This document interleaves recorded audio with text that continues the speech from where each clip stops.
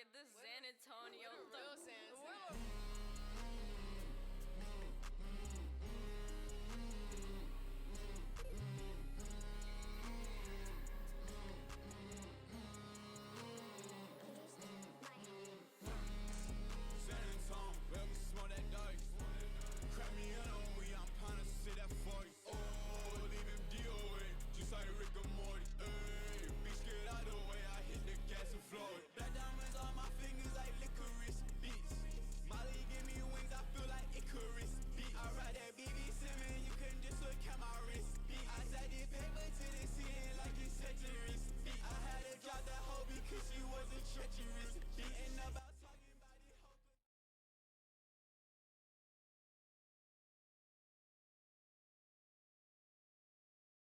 Et bonjour tout le monde, bienvenue à tous. Salut Darkov qui est déjà présent, le son qui me dit que le son est faible. Oui, ouais, parce que j'ai mis une musique pour attendre le temps que je finisse de tout préparer. Et ouais, bon, moi je le saurai, je mettrai la musique un peu plus forte la prochaine fois. Ouais, voilà. Du coup, aujourd'hui, alors, j'ai encore pris du retard parce que je devais sortir ça lundi. Mais du coup, là, on est quand même déjà jeudi. Donc, aujourd'hui, on va débriefer le match face au PSG qui s'est soldé par une grosse fessée 5-0. On va analyser ça ensemble. Alors, déjà, la compo. Premier, on va dire, changement, première surprise même. La défense à 5 alors là où j'étais surpris, c'est que Raveloson était dans les 3 de derrière et pas. Enfin, ce qui m'a étonné, c'est que Raveloson et Joly ne soient pas inversés. Voilà, après, bon, bah, du coup, du classique, au milieu de terrain classique, Autrette, Sinioko sur les ailes et Nyang seul dans l'axe. Système avant le coup d'envoi, tout ce qui est défense à 5 comme ça, je suis pas fan. Après, ça peut se comprendre parce que en face, t'as Messi, Neymar, Mbappé, et j'en passe. Donc forcément, le but, c'est d'en prendre le moins possible. Après, on verra par la suite dans le résumé que on en a quand même pris beaucoup, mais bon, voilà. Donc, cette première mi-temps, alors dès la 10e minute, mauvaise relance de Joly, récupération d'Akimi qui trouve Messi, qui lance Pereira, qui ensuite remet en retrait Mbappé, qui ouvre le score. Voilà. Alors, sur ce but-là, il y a une main de Neymar. Alors, je ne sais pas s'il y a contact avant. Bref, dans tous les cas, la main y est. Alors, c'est vrai que ça n'a pas la même importance que si y a un but, s'il y a main sur le 5e but, par exemple. Ça n'a pas la même importance que là. Même si je pense pas que ça aurait changé non plus l'issue du match, tant après on a été dépassé. Ensuite, en fin de. Alors, je sais plus trop quoi exactement. On a quasiment notre seule occasion du match. Voilà, la plus grosse, en tout cas, c'est la louche de Saki en direction de Bagnan qui voilà, se retourne et se déface assez bien du marquage, qui enchaîne une très belle frappe. Mais c'était sans compter sur un très très bon Donnarumma qui se couche au sol assez vite et qui empêche l'égalisation au Serroisais. Après la deuxième mi-temps, ça a été la débandade. À la 50e minute, pardon. Joly, encore lui, se fait bouffer par Nuno Mendes, qui au passage aspire Siniako, qui était parti danser un petit peu le tango dans la surface, là, qui il s'est fait aspirer. Centre en direction de Solaire, étrangement plutôt esselé au marquage. Voilà, Carlos Soler qui double la mise de la tête, donc 2-0 pour le PSG. À peine 10 minutes après, alors là, celui-là, il est très regrettable parce que c'est suite à un corner. On se prend un contre emmené par Neymar. Il va trouver Soler qui va lancer Hakimi en profondeur. Et là, Hakimi en profondeur, il a pris tout le monde de vitesse. Costil sort un peu tôt, mais je sais pas si on peut vraiment lui en tenir rigueur. Il fallait tenter quelque chose, il l'a fait, bon, ça n'a pas marché. 3-0, et après, Raveloson, dans les 10 dernières minutes, qui se trouve complètement en donnant un ballon dans l'axe à Ekitike, qui trouve Sanchez, qui fait un petit festival, qui en fin de temps élimine Djoubal. Ensuite, il frappe, c'est repoussé par Kostil dans un premier temps. Et après, Ekitike qui gamberge un peu, il la remet à Sanchez, et là, il frappe, et poteau rentrant, frappe sèche, rien à dire, 4-0. Et à 5 minutes du terme, janvier, alors, c'est un. Je sais pas vraiment qui est fautif sur ce but. Pour moi, c'est un petit peu du 50-50. Parce que Mensah a fait une passe sur Janvier. La passe n'est pas très appuyée, mais Janvier prend beaucoup de temps pardon, pour passer la balle. Et au final, bah, gros pressing d'Ekitike. Voilà, donc il perd la balle. Et après, Ekitike qui vient ouvrir son compteur. À noter que sur ce cinquième but, on a Janvier qui se blesse gravement et qui sort sur blessure. Je pense que sa saison, elle est compromise fortement. Je sais pas combien de temps il va être indisponible, mais je pense que ça va être pour un bon moment. Et voilà, c'est qui sort sur Sivière. Donc après-midi cauchemardesque parce que déjà on t'en prend 5, donc le goal average il en prend un coup dans la gueule. Et ensuite tu perds un de tes meilleurs défenseurs sur blessure sur le dernier but.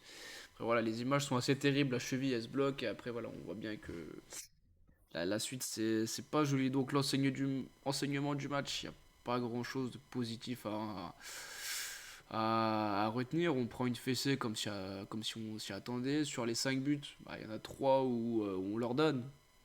Voilà, que ce soit les erreurs de Joly, de Raveloson. Face à une équipe comme ça, forcément, ça pardonne pas. Surtout qu'ils avaient mis, si je dis pas de conneries, ils avaient mis l'équipe A. Voilà, la première mi-temps était satisfaisante. Voilà, bon, même si on se faisait bouffer de partout, voilà, on tenait à peu près la baraque. Et puis en deuxième, le craquage, voilà. Après aussi, le PSG a joué tranquille. Voilà, ils n'ont pas non plus forcé. Il y a une différence de niveau qui est abyssale, ça, il n'y a même pas à en revenir dessus. Mais par contre, il y a un truc qui a été intéressant, c'est par moment les sorties de balles. Et ben c'était pas mal. On a réussi à ressortir le ballon proprement face au PSG. Bon, même si jouer un petit peu pépère, c'est quand même pas rien. Donc ça déjà, on peut s'appuyer là-dessus. Et bon, malheureusement, on peut s'appuyer que là-dessus, mais c'est mieux que rien. Darkov. Oui, pourquoi Darkov, tu me demandes de changer le titre Twitch? Je comprends pas pourquoi. Bref, alors si après, parce que pendant le match, donc ça n'a pas été diffusé à la télé. Mais il y a eu des incidents, voilà, liés parce que les Ultras avaient fait une banderole à JA, je dis n'importe quoi, boycott, parce que j'ai lu le message de Darkov en même temps. Ah, pourtant, normalement, j'ai mis le titre à jour. Alors, je l'ai remis à jour, mais normalement, je l'avais déjà mis. Bon, j'ai peut-être pas appuyé sur enregistrer. Peut-être ça. Redis-moi si le titre s'est mis à jour ou pas. Ah, bah, c'est moi qui ai oublié d'appuyer sur OK, alors, c'est ma faute. Oui, du coup, les incidents liés à la banderole. Alors, la banderole boycott Qatar 2022, ça n'a pas plu. Voilà, il y a eu des incidents. Les stadiers du PSG qui sont un petit peu rentrés, enfin un petit peu non, et voilà, après il y a eu des incidents, c'est parti un peu dans tous les sens. Je trouve que c'est regrettable quand même, parce qu'on se vante quand même d'être un pays promeut la liberté d'expression, même si plus ça va, moins il y en a, la preuve. Et je trouve ça dommage, après, on est, on n'est pas les seuls à avoir fait une banderole boycott Qatar 2022. Oui, là, elle a été faite au parc. Et alors, quand on sait comment les conditions se sont passées, enfin les conditions pour voilà, les stades climatisés, les nombres d'ouvriers qui sont morts, des conditions minables. Après, voilà, on a le droit de dire ce qu'on pense, ça a pas plu. Voilà, on sait tous pourquoi ça a pas plu. Je trouve ça extrêmement regrettable. Voilà, surtout qu'on sait qu'il y a des supporters de la GIA qui sont restés en garde à vue et tout pour ça. Alors les gars, il y a peut-être des choses un peu plus graves dans la vie, ça valait peut-être pas le coup d'en faire tout un cinéma, mais bon, on sait par qui est tenu le PSG, donc voilà, il y a pas de, voilà, il y a pas de surprise et c'est très malheureux que ça en finisse comme ça. On va passer aux notes, voilà, un domaine que je maîtrise quand même plus que les incidents qui sont passés. Du coup, ben, ça va être très rapide les notes, hein. Tout le monde a fait un mauvais match pour moi, excepté, alors à New York, j'ai vu que ça faisait débat. Il y en a qui l'ont trouvé très nul. J'ai même vu des Nyang dehors, machin. Moi, sur le match, je trouve que il était seul à la pointe de l'attaque. C'était pas un match évident pour lui, ça on le savait déjà de base. Il s'est procuré quelques occasions, dont une grosse. Après voilà, oui, bah, il a pas marqué face à Donnarumma. Alors est-ce que c'est pour autant qu'il faut le mettre dehors? Je pense pas. Après, pour le reste, ça a été mauvais. Enfin, joli, joli, j'aurais pu le mettre en flop. Et c'est une erreur que j'ai faite. Costil, mauvais match. Après, il n'y peut rien sur les 5 buts, mais je peux pas mettre qu'il fait un match moyen, sachant qu'il en prend 5. Même s'il n'est pas responsable sur les 5. Par exemple, la sortie sur Hakimi, il peut peut-être éviter. Voilà, il peut. Enfin, ça va de refaire le match, mais peut-être qu'il peut faire ça autrement et qu'on en encaisse un de moins. Mais voilà, quand on prend 5, tu peux pas dire que le gardien fait un bon match. C'est compliqué. Bensa, bah, match décevant parce que voilà, j'ai pas trouvé si à l'aise que ça finalement dans ce rôle de.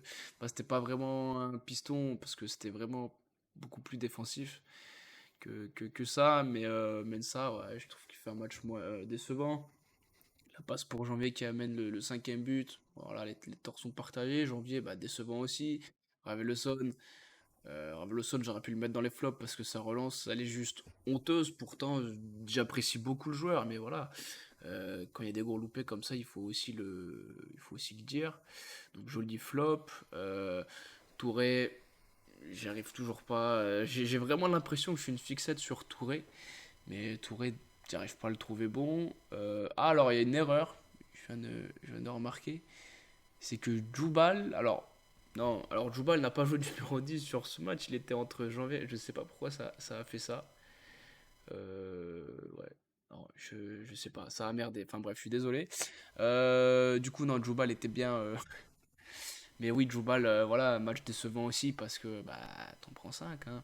Le seul que j'ai trouvé au trade Sinayoko, pareil. Sinayoko, je trouve que ça fait quelques matchs qui. Voilà. Alors certes, dans l'engagement, il est là, il mouille le maillot.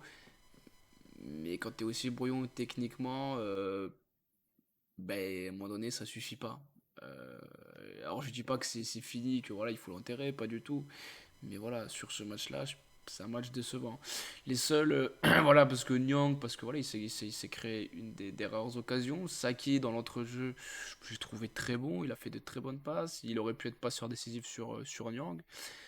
Après, sur les entrants, Hein, j'étais très déçu de enfin, très déçu de son entrée. Voilà,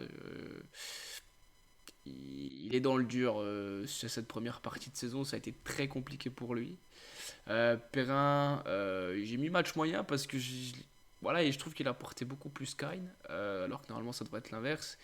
Mais voilà, il a fait du Perrin, il est rentré, il a mouillé le maillot, il a essayé de provoquer, il partait vers l'avant, il essayait de créer quelque chose. D'Acosta aussi, à peu près dans le. Enfin, pas tout à fait dans le même registre, mais je l'ai trouvé intéressant. Il a porté de la vitesse, mais voilà, malheureusement ça n'a pas suffi. Charbonnier, j'ai trouvé son match décevant. Et M. Gamma, je ne l'ai pas noté parce que, bon, sur 10 minutes, sachant qu'on a, sur ces 10 minutes-là, on prenait l'eau totale. Voilà, c'est compliqué de le noter. Passons maintenant au classement et aux résultats de cette 15e journée, donc. Voilà, cette dernière journée, puisque là maintenant c'est la trêve. Enfin, la Coupe du Monde va bientôt arriver. Même si on dirait pas parce que on est en hiver, mais bon, c'est comme ça. Donc, au niveau des résultats de ce week-end, de ceux qui nous intéressent, donc Toulouse qui perd à Rennes, plutôt, j'ai pas vu le match, mais bon, tu regardes les équipes sur le papier, c'est plutôt logique. Lille qui bat Angers, Brest qui s'offre un bon bol d'air frais en battant 3. Après, je crois que c'est à peu près tout ce qui nous intéresse. Non, Montpellier-Reims, nul, ça peut nous intéresser aussi. Nantes qui concède le nul face à Ajaccio. Et Strasbourg alors Strasbourg, si je me rappelle bien, parce que j'ai regardé vite fait le match, il marque dans les dernières minutes. Bah, ils s'en sortent bien, oui et non, parce qu'à la fin, ils poussaient beaucoup. Mais voilà, au classement, du coup, ça donne que voilà, la fameuse place où il faut pas être, on y est. Alors après, on voit que c'est très serré, hein. On a égalité avec Brest, Nantes, euh, d'où l'importance de voilà, là le goal average par exemple, on n'aurait pas pris autant de buts. Alors pas forcément que face à Paris, hein. Il y a le match bah, à Lille, on en prend je sais plus, mais on en prend 3 ou 4 je crois. Rennes t'en prend 5. Donc forcément le goal average il fait la gueule et c'est pour ça que Brest et Nantes sont devant nous. Donc, mettons, alors, j'espère que ça finira pas comme ça, mais mettons là, c'était la 38e journée. Tu descends à cause du goal average. Et il y a de quoi avoir les boules, surtout que les problèmes défensifs, on les connaît, on voit. Alors après, Pellissier vient d'arriver, donc faut peut-être lui laisser le temps aussi de trouver un système qui, pas forcément un système, mais d'être plus compact et d'être plus solide défensivement. Et moi, je pense qu'aussi, il y a un problème mental. Parce que, ok, t'en prends 5 face au PSG, c'est dur à encaisser, ça, je veux bien, il n'y a pas de problème. Mais j'ai encore vu des joueurs qui, voilà, au moment de certains buts, bah, ça levait les bras, ça soufflait, ça regardait vers le ciel. Et après, bah, après ça s'est enchaîné, enchaîné, jusqu'à faire 5. Je trouve que ça, c'est dommage parce que, de toute façon, sur ce match-là, t'avais rien à perdre. Donc, tu vas avec tes armes, et puis voilà. Mais je pense qu'on a un problème mental, de confiance, et qu'il faudra. J'espère que Pellissier va réussir à résoudre ça. Et je pense que pour ça, la trêve va faire énormément de bien, parce que déjà Pellissier va pouvoir connaître beaucoup plus son groupe. Euh, voilà, et peut-être mieux connaître les joueurs, peut-être trouver d'autres systèmes, d'autres combinaisons qui peuvent être intéressantes. Donc, à voir par la suite, mais surtout que le prochain match, et je vais venir après, c'est face à Monaco. On reçoit Monaco, voilà, on voit où Monaco est classé. J'ai vu leur match face à Marseille. Même si Marseille a gagné, Monaco, bah, ça reste au-dessus de nous, on va pas se mentir. C'est une équipe qui joue l'Europe, qui est encore qualifiée, je crois, il me semble. Mais qu'est-ce que je voulais dire? Oui, après on voit que c'est très serré, voilà. Même Toulouse, au final, on n'est qu'à 3 points de Toulouse. Donc on voit que c'est très serré. Maintenant, l'avant-match. Alors, j'ai quand même fait une partie avant-match parce que je le fais sur tous mes débriefs. Alors là, ça va être un avant-match un peu vague parce que le prochain match c'est dans bah, plus d'un mois. Donc si je me trompe pas, c'est le 28 décembre. Je crois en plus c'est un match en pleine semaine. Bon, moi je m'en fous, je bosse que le matin, mais c'est pas l'idéal. Donc moi je repartirai euh, sur ce bon vieux 4-2-3-1 qui n'a quasiment jamais été mis en place. Mais je repartirai sur ce système-là. Alors, moi, j'aimerais bien voir jouer dans l'axe parce que c'est quand même son poste de prédilection. On Costil dans les buts, évidemment, hein, même s'il en prend beaucoup. Parce que c'est pareil, si j'ai vu des débats Costil-Léon où ça fustige un peu Costil. On peut pas lui en reprocher d'en prendre 5 face à. Même s'il est peut-être pas irréprochable sur les 5, c'est pas ce que je dis, attention. Mais après, oui, pourquoi pas tenter Léon. Alors après, face à un match à Monaco, ça me paraît être peut-être pas forcément le meilleur match. Puis de toute façon, je pense qu'après la trêve, avec cette fameuse Coupe du Monde en hiver, je crois que la deuxième partie du championnat va être vachement resserrée. Et il y a la Coupe de France. Alors je sais pas quand merde, j'arrive plus à en parler. Quand est-ce que c'est le prochain match de l'équipe de la Coupe de France? Putain, je vais pas y arriver. Mais à voir, là, par contre, pour moi, oui, en Coupe de France, il faut mettre Léon titulaire, voir ce qu'il donne. Et si jamais, face à une belle équipe, il montre satisfaction, ah là, la question pourra se poser. Après, voilà, nous, enfin, moi, personnellement, je vois pas les entraînements, donc peut-être que Costil, sur les entraînements, est supérieur à Léon. Après, voilà, on sait que Costil, il a quand même beaucoup d'expérience. Il a beaucoup plus d'expérience que Léon, et intrinsèquement, il est meilleur que Léon. C'est pas pour faire offense à Léon, parce que c'est un gardien que j'adore. Bon, même si la saison dernière, par moments, il m'a rendu fou, mais au final, c'est grâce à lui qu'on est monté. Donc, à voir si on continue à prendre des tôles comme ça, mais je pense pas que ça vienne que de Costil. On voit bien que la défense, par moment, on est aux abonnés absents, il n'y a pas de marquage. Costil est livré à lui-même, donc c'est pas évident pour lui. Après, du côté des latéraux, Mensah et Lawson, pour moi, ça bouge pas. Je trouve que Joly fait trop d'erreurs à droite. Beaucoup trop. Bon, là, face au PSG, c'est encore plus flagrant parce que voilà, c'est le PSG en face. Donc, quand tu fais une erreur, bah, derrière, ça va tellement vite devant que pour rattraper tes conneries, c'est compliqué. Donc, janvier, je pense pas qu'il, malheureusement, il sera pas dispo. Je ne pense pas, je me rappelle plus de sa durée d'indisponibilité, mais je crois que c'est une longue durée. Après, au milieu de terrain, bah, la doublette Touré-Saki, même si moi j'aimerais bien voir. Alors, soit Mchangama, soit Kamara au milieu de terrain. Pas l'attaquant, parce qu'ils ont le même nom, mais le milieu de terrain. Peut-être pas forcément titulaire, mais le voir entrer à l'heure de jeu et voir ce que ça peut apporter, parce que je trouve vraiment en difficulté Touré sur ses interventions. Enfin, sur ses matchs. Voilà. Autrey en 10 parce que pour moi, ce poste-là, c'est son poste. Voilà. Saki 8 c'est son poste, Autrette 10 c'est son poste. Donc voilà, pour moi ce système-là collerait très bien à Autrette. Et en plus, ce qui permettrait de. Alors, peut-être que sur 90 minutes pour Autrette, voilà, ça peut être compliqué de les tenir. Et on a le petit Ruiz Atil sur le banc. Alors, je sais pas ce que c'est dans l'entraînement, je sais pas s'il a un bon comportement ou pas. Il est rarement avec le groupe pro depuis qu'il y a Pellissier. Enfin, même quand il y a eu Furlan d'ailleurs, il a très rarement eu du temps de jeu. Mais en 10, sur Enel, pour moi, c'est compliqué. On l'a vu, c'était face à Lyon. Non, sur Enel, pour moi, il n'a pas les caractéristiques pour ce poste-là. En revanche, en numéro 10, ça peut, après, à tester. Je dis pas que c'est la doublure de traite et que ça va marcher. Moi, j'aimerais bien voir ça, personnellement. C'est le principe aussi de cet avant-match, c'est je fais ce que moi je veux, enfin ce que je souhaiterais voir et ce que je mettrais en place. Mais Hein d'Acosta sur les côtés, parce que d'Acosta, alors après, peut-être que pendant la trêve, Pellissier va travailler d'Acosta à Nyang dans un 4-4-2, ce qui est possible aussi. Mais 4-4-2, ça voudrait dire qu'on aurait Autrette, possiblement lié gauche. Ça, non, la très bonne rentrée qu'il a fait face à 3, il n'était pas. Je dis pas des conneries, mais il n'était pas lié gauche. Il était voilà, dans l'axe, dans le cœur du jeu. Et c'est comme ça d'ailleurs qu'il glisse un super ballon à Perrin. Donc D'Acosta, moi je le verrais plus sur son aile. Sur une aile gauche, je le trouve vraiment intéressant. Il est capable de prendre des joueurs de vitesse, de dribbler, de partir en contre. Il s'était fait sécher c'était face à Ajaccio. Il avait enrhumé, il avait fait un petit festival enrhumé un défenseur corse. Ça lui a pas plu d'ailleurs, il s'est pris un gros tacle et le corse a été exclu. Mais voilà, pour moi D'Acosta c'est son poste. Puis voilà, à l'heure de jeu, on fait rentrer super sub Perrin.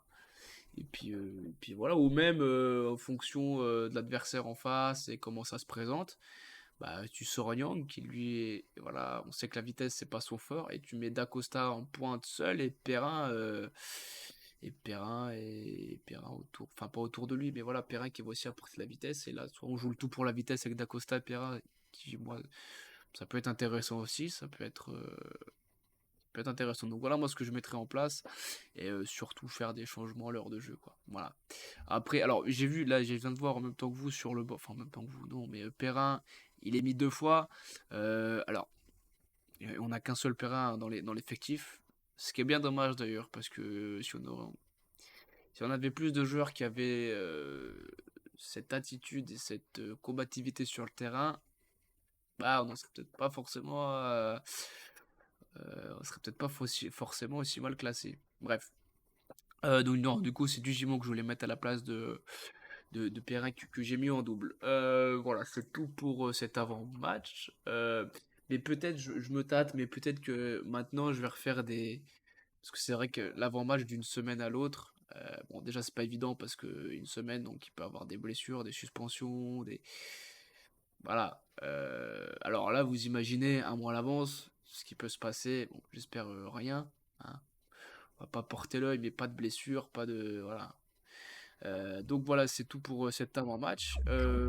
Pour finir, très rapidement, alors je m'étais posé la question de savoir si je faisais les débriefs de la Coupe du Monde. Alors, pas tous les matchs, hein, mais juste l'équipe de France.